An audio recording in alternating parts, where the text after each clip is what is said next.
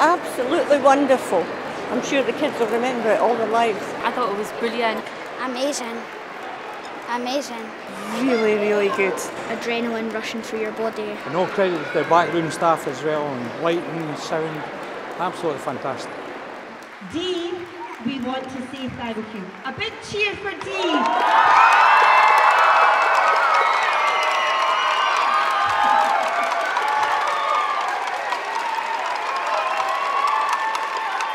I was just really proud of them. I thought it was a fantastic performance, and we were very lucky. It all came together, even at the last minute, pretty at the last minute, but I really thought they were fantastic, and yeah, I'm really proud of them.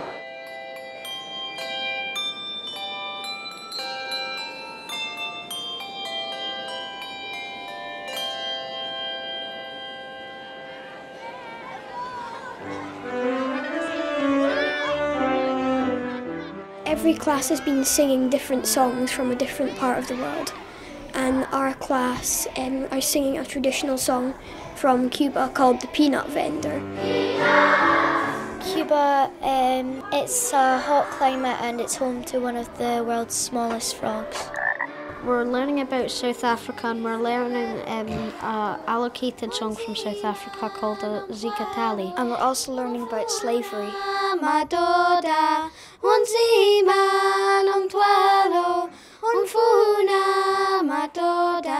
When we walk round the corridors on a Wednesday afternoon when all these music students are in, and we hear this music, this singing coming from each of the different classrooms in the upper school, it's absolutely magical.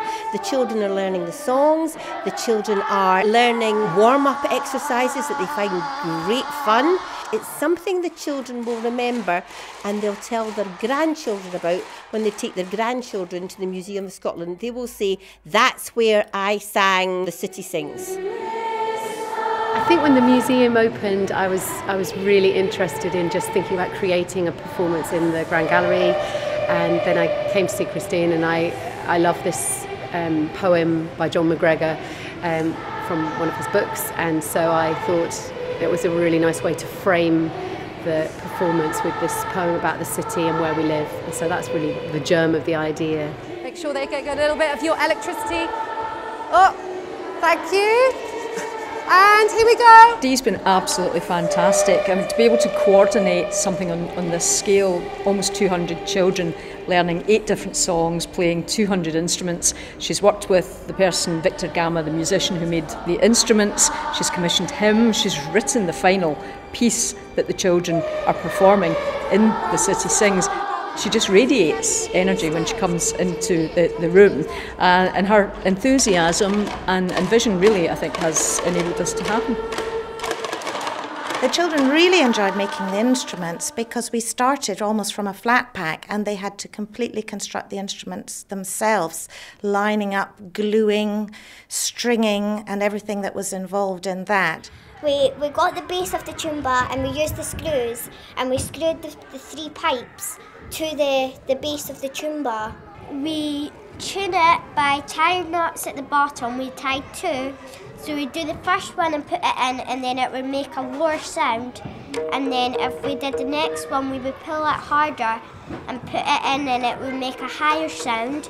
Our song that the P7As are just doing is to do with Australia, and we had to draw something on our tumbas that's Aboriginal. Our instrument is like a box, and it's got... It's like a giant mousetrap with notes on the side of it.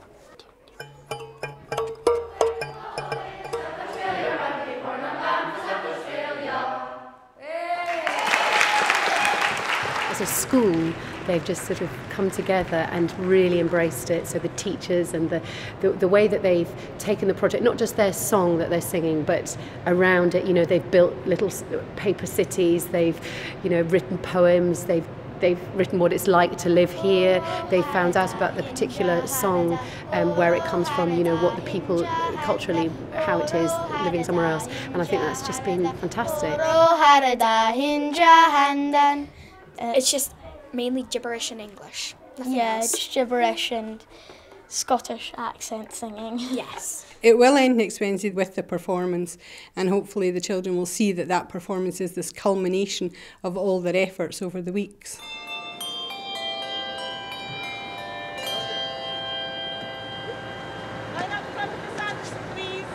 They started to arrive in bus loads. We took them into the auditorium just to get them settled. They had some juice and biscuits. Then the students arrived, and then they did a warm-up session with Dee, really just to get the vocal cords warmed up and get them kind of loosened up. And then from 5 o'clock, when the building closed to the public, everything just swung into action. You know, a stage was built, musical instruments arrived, a piano, the lighting rig arrived, and within really about half an hour, it was set to go to start the rehearsal. It's like kind of weird because we're singing in front of like all the classes. It's exciting. Nervous, scared, because I've like never performed in front of loads of people. I like the museum better because it's got new things in it, but I missed the pond from last time. I think it's like much better because it's bigger exhibits and you can get more involved with it. I like the racing car and I like the animals as well because they look really real. And also everybody thinks that that everything's going to come to life like in a museum. I doubt it though. I don't think that's going to happen. I don't think it's going to come to life. Rehearsals have been going really well and started to come together. The more practice to put in, the better they've been. I'm quite nervous, but I'm really excited because I really like our song and the whole beat of it and the language and everything. Folks, I know it's a little bit tricky. Can you just listen for a minute? I know it's very difficult. It's very difficult for the lighting guys because obviously they're trying to get the lights out. But I know that if we don't try and practice the end, we won't have time today. You're looking really fantastic. Can everybody see these cards? Yeah? Do you see this card? That means that I want you to play, or I want you to do your bus rhythm, or I want you to say, time to get up. Yeah? I mean, I've never worked with such a large group of kids before, and with Dee, you know, she's got all these massive ideas. But it's been really, really exciting, and it's been brilliant seeing how the kids have come on as well through the last 2-3 months. We're really excited about him to perform tomorrow night in front of all our family and friends, and it's been quite an exciting, like, what is it called? What? There's going to be an exciting production. I don't know what the word is. I think it should go. Yeah, we're confident. Yeah. I think seeing everyone in the venue with the lights and everything, it just sounded so good and looked brilliant, and it's all just come together, kind of, because in the school you don't really get the same atmosphere or the same kind of feeling that you get when you're in the venue and hearing it all and seeing everyone. So no, I'm really looking forward to tomorrow. It should be good fun.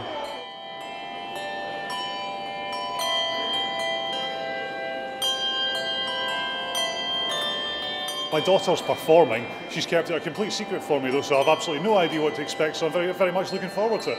I know they've made their own musical instruments. I don't know what our musical instrument is, but I'm waiting to see. Well, I don't really know a lot, to be honest. It's our granddaughter. She's 10-year-old, and she's singing in it this evening, and that's why we've come along. My son is at Edinburgh University, one of the music students, so he's been in the school helping teach the children to sing. So we're here to see him, really. 2 wee girls to see singing tonight, so it should be a good laugh.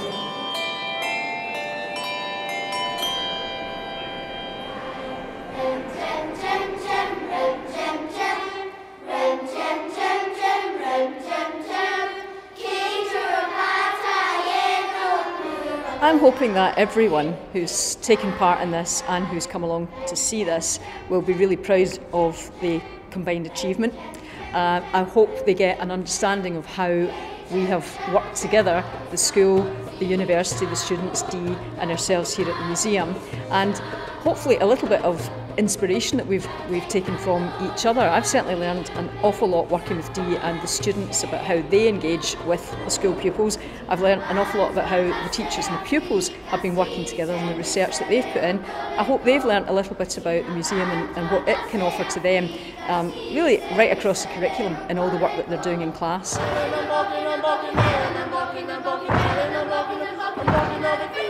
I think music in this kind of experience can give almost everything that you need, because first of all it's a fantastic social experience. You learn to work with other people where you have to listen, be sensitive to them, collaborate, and they're also having to use their emotions and their minds and their brains all together, which is good for a human being to think and feel in a good way. And then they're learning about music and language. They're singing in different languages. There may be languages that they'll learn one day, and we've a lot of research that says that singing in a language is a very good way to start learning it. So they're learning some languages, they're learning about the world, they're becoming world citizens because they're learning to sing music. There's no other way of getting closer to people. You can have one of their designs, that's fine. You can buy some tourist trinket, that's fine. But sing one of their songs, that's how you really get to know people.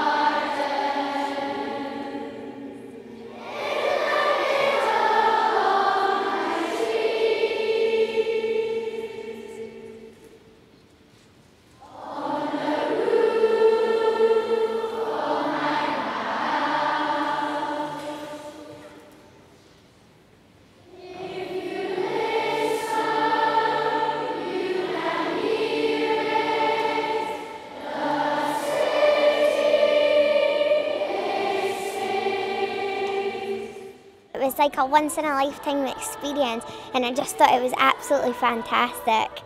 It felt amazing, and I really enjoyed performing our song in front of the 800 people. Once everybody started singing, you felt quite at home on stage. They were asking me for autographs. We miss it a lot. Yeah. It's boring without it, to be honest. We really enjoyed it, and we think we should do another one again. I was in tears at the end. I'm not exaggerating, and I'm not being dramatic. I was in tears at the end. The city sings!